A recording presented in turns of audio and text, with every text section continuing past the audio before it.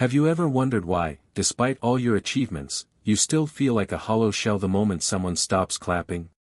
Why does a single negative comment from a stranger have the power to dismantle a week of hard-earned confidence? This is the validation trap, an invisible cage where we trade our sovereignty for a fleeting nod of approval. We live in an era where our self-worth is often measured by the perception of others, yet this constant seeking of external confirmation is the very thing that quietly erodes our personal power. What if I told you that the most powerful person in any room is the one who needs nothing from it? Think about the last time you suppressed a bold idea because you feared it wouldn't be well received. In that moment, you didn't just stay quiet, you handed over the keys to your identity. When we look to others to tell us who we are, we become a reflection of their expectations rather than an expression of our own truth. This creates a psychological dependency that is as addictive as any substance. But here is a secret that most people will never realize: the more you ask for permission to lead, the less likely people are to follow you. Every time you seek validation, you are essentially signaling to the world that your own judgment is insufficient. You are telling the room that you do not trust yourself. If you do not trust yourself, why should anyone else? This cycle creates a paradox where the harder you try to be liked, the less you are actually respected. Respect is not earned through compliance, it is forged through conviction. Yet, we are taught from childhood that being agreeable is the ultimate virtue. But have you ever noticed that the most influential figures in history were rarely agreeable? They were the ones willing to stand in the cold wind of disapproval without flinching. Imagine a king who asks his subjects if his crown looks straight every 5 minutes. He wouldn't remain a king for long. His power doesn't come from the gold on his head, but from the unwavering certainty in his own position. When you seek approval, you are effectively auditioning for a role in someone else's play. You are letting them set the stage, write the dialogue, and decide if you're good enough to stay. But what happens when you decide the play doesn't matter? The tragedy of the validation seeker is that they are never truly seen.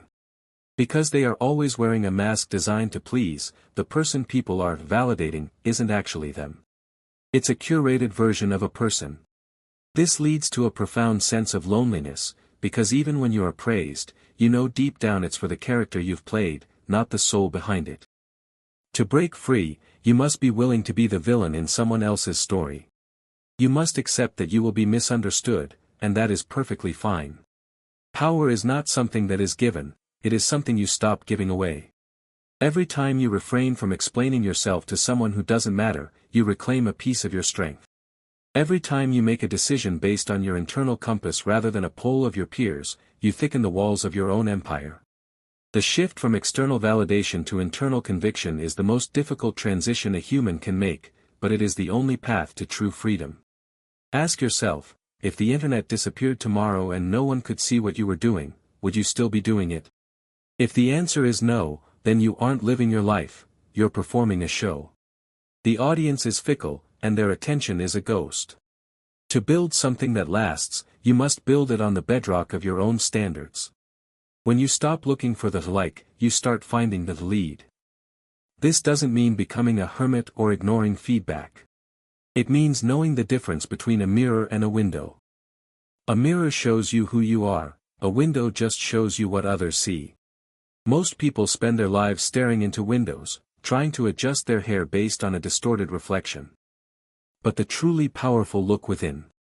They understand that their value is inherent, not voted upon. As we close this chapter, remember that the world does not reward those who fit in, it rewards those who are indispensable. And you cannot be indispensable if you are busy being a copy of what you think others want. Step out of the trap. Stop asking if you're doing it right and start deciding what right looks like for you. The moment you stop needing their approval is the moment you finally have their attention. Your power is waiting for you to come home and claim it. Will you keep waiting for a sign, or will you become the sign yourself?